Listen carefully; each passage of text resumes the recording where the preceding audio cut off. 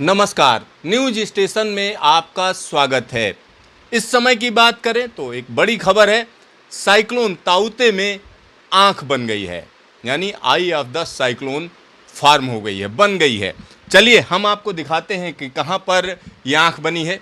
ये देखिए, और ये आंख इसलिए महत्वपूर्ण है क्योंकि जब स्पीड 119 किलोमीटर प्रति घंटे से ज़्यादा होती है किसी साइक्लोन के अंदर, तो उसका एक इलाका बिल्कुल शांत हो जाता है और वो सेंटर ऑफ द साइक्लोन होता है, यानी साइक्लोन का ये केंद्र है। यहाँ पर जो इलाका दिख रहा है, अगर हम इसकी बात करें तो 15 से 20 किलोमीटर का दायरा है, यानी इसकी जो आंख है 15 से 20 किलोमीटर हम कह सकते हैं व्यास की है। और साथ ही साथ ये साइक्लोन गोवा के काफ़ी पास में है, इसका सेंटर 120 किलोमीटर दूर है गोवा से या पंजिम से, और ये काफ़ी खतरनाक तूफान बन चुका है। चलिए आगे हम आपको बताते हैं कि किस तरीके से इसकी स्थिति है। ये देखिए, यहाँ पर कुछ और क्लियर इमेज हम आपको दिखाने की कोशिश कर रहे हैं।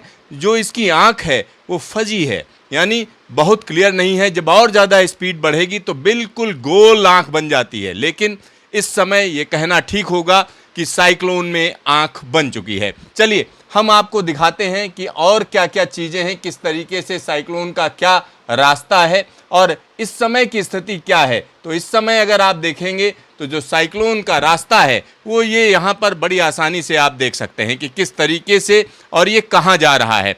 अभी की बात करें तो ये गोवा के पास में है, लेकिन धीरे धीरे कोस्ट से इसकी जो दूरी है वो बढ़ती चली जाएगी और ऐसा अनुमान है कि ये सौराष्ट्र में भावनगर डिस्ट्रिक्ट के पास में ये तट को पार करेगा, यानी लैंडफॉल होगा। चलिए इसमें कुछ और चीज़ें हम आपको दिखाते हैं कि किस तरीके से अलग अलग जगहों में इसकी हवाओं का प्रकोप रहेगा।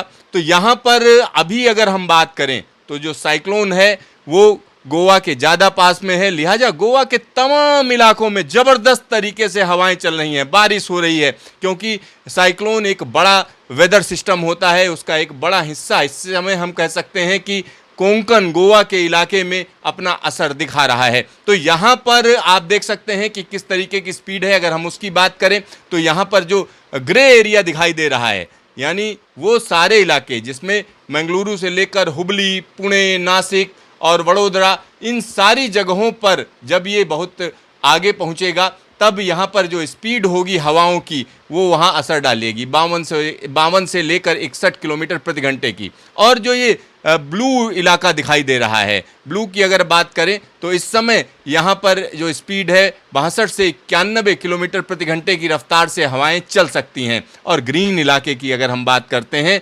जिसमें इस समय अगर हम देखें तो गोवा और साथ ही साथ गोवा से लगा हुआ कोंकण का जो इलाका है, अगर हम उसकी बात करते हैं तो ग्रीन इलाके में 92 से 117 किलोमीटर प्रति घंटे की रफ्तार से हवाएं चलती हैं। और ये सेंटर वाला इलाका यानी बीच वाला इलाका, अगर हम उसकी बात करें तो वहाँ पर हवाओं की रफ्तार 118 किलोमीटर प्रति घंटे से ऊपर है। चलिए अब आपको हम दिखाते हैं कि किस तरीके से इनसेट 3D में जो क्लाउड की इमेजरी आ रही है, या हम कह सकते हैं जो पूरे के पूरे बादल दिखाई दे रहे हैं, उनको अगर हम जोड़ देते हैं रफ्तार के साथ तो निश्चित तौर पर यहाँ पर आप देख सकते हैं कि एक बड़े इलाके में इसका असर दिखना शुरू हो गया है। ये तूफान धीरे धीरे करके अपनी डायरेक्शन बदल रहा है और अभी तक की अगर हम बात करें तो जो ऑब्जर्वेशन हुए हैं, अगर हम देखें तो ये देखिए किस तरीके से इसका मूवमेंट रहा। पहले तो इधर चला, फिर इधर घूमा। और जब हम बात करते हैं इस साइक्लोन की ताउते, तो ताउते जो है निश्चित तौर पर म्यांमार की एक छिपकली है, यानी म्यांमार ने ये नाम रखा है, म्यांमार की एक छिपकली है जिसका नाम ताउते है। और यहाँ पर देखिए बिल्कुल लग रहा है जैसे छिपकली की पूंछ है और आगे छिपकली जा रही है। तो कहीं ना कहीं जैसा नाम वैसा काम जैसी स्थिति यहाँ पर पैदा हो रही है। चलिए हम आपको और चीज़ें दिखाते हैं, इस समय ताज़ा बुलेटिन आपको दिखाते हैं कि क्या स्थिति है। अगर हम उसकी बात करें तो मौसम विभाग ने जो बुलेटिन जारी किया है उसमें साफ साफ कहा है, पोरबंदर से महुआ भावनगर डिस्ट्रिक्ट में जो है उसमें 18 तारीख की सुबह सुबह यानी तड़के सुबह ये कोस्ट को पार करेगा, यानी लैंडफॉल होगा। लेकिन गुजरात के कोस्ट पर ज़बरदस्त तरीके से हवाएं 17 तारीख से ही चलनी शुरू हो जाएंगी, यानी अगले 24 से 48 घंटे गुजरात के लिए भारी पड़ने जा रहे हैं। और यहाँ पर अगर हम देखें तो पूरा पूरी पूरी जो स्पीड है उसको दिया गया है, क्या क्या एक्सपेक्टेशन है और किस तरीके से रफ्तार बढ़ेगी।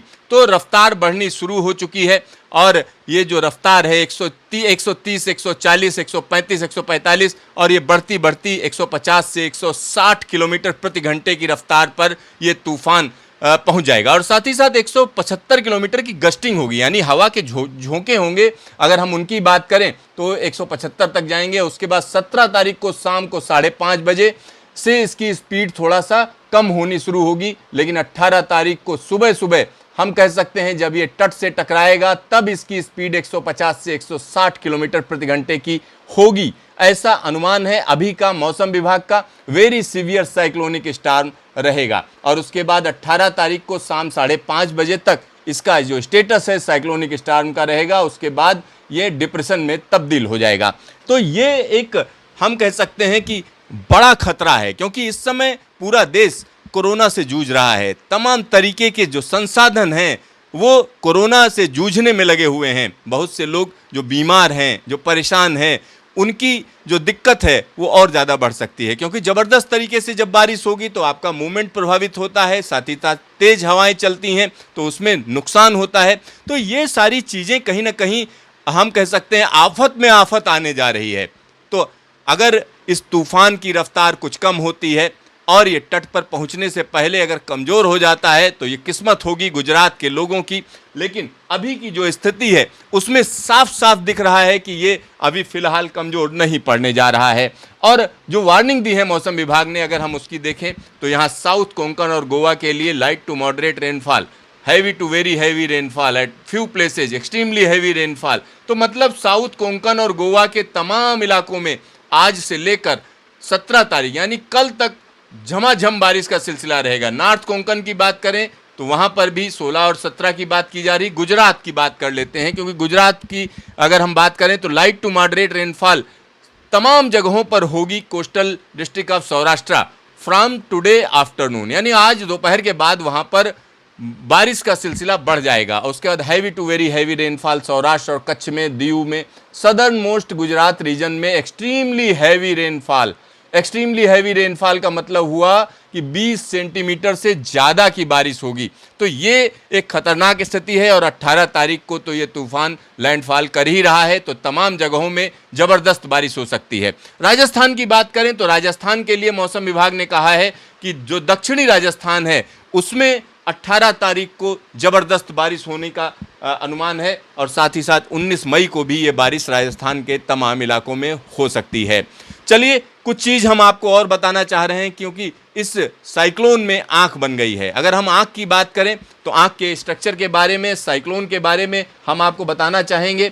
तो यहाँ पर हम आपको दिखा रहे हैं कि किस तरीके का स्ट्रक्चर होता है। अगर हम स्ट्रक्चर की बात करें तो जो साइक्लोन होता है उसको अगर हम क्रॉस सेक्शन बना दें, यानी काट दें बीच से, तो किस तरीके की स्थिति होगी। देखिए हवाएं कैसे चलती हैं यहाँ से निकल के, और ये जो बीच वाला इलाका है जहाँ पर हम कह सकते हैं कि आई है या आँख है, वहाँ पर हवाएं नीचे बैठती हैं। लेकिन हवाएं यहाँ एकदम शांत होती हैं, यानी 15 से 20 किलोमीटर का जो दायरा है इसके अंदर हवाएं बिल्कुल शांत हैं। लेकिन उसके बाद जो बाहर निकलती हैं, ये देखिए कितनी ज़बरदस्त तरीके से चारों तरफ चल रही हैं। साथ ही साथ इसमें जो आई की बात करें तो आई है और आई वाल, यानी जहाँ पर आँख होती है उसके चारों तरफ ऊंचे ऊंचे से क्लाउड्स होते हैं। 8 से 9 किलोमीटर ऊंचाई तक चले जाते हैं ये क्लाउड्स, यानी हम कह सकते हैं बादलों की दीवार होती है। और ये ढेर सारे बैंड्स होते हैं, रेन बैंड्स बोलते हैं इनको, और ये पूरे इलाके में फैले रहते हैं। तो ये हम कह सकते हैं स्ट्रक्चर किस तरीके का होता है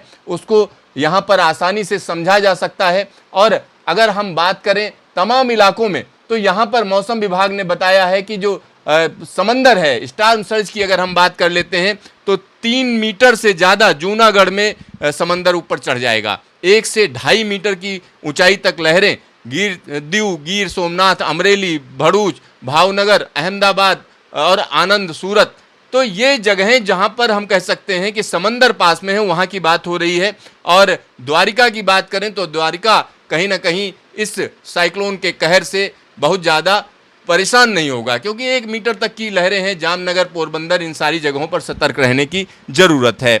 और इसके अलावा बात करें तो जो मछुआरे हैं उनको चेतावनी दी गई है, जो इस इलाके के बंदरगाह हैं उनको सतर्क कर दिया गया है, और साथ ही साथ हम कह सकते हैं कि आपदा प्रबंधन वाले लोगों को सतर्क कर दिया गया है। तो लोगों के लिए सिंपल सी चीज़ ये है कि आप लगातार मौसम विभाग की चेतावनी पर नज़र रखें और जो प्रशासन कह रहा है उसको अक्षरशः पालन करें और उस पर ध्यान दें।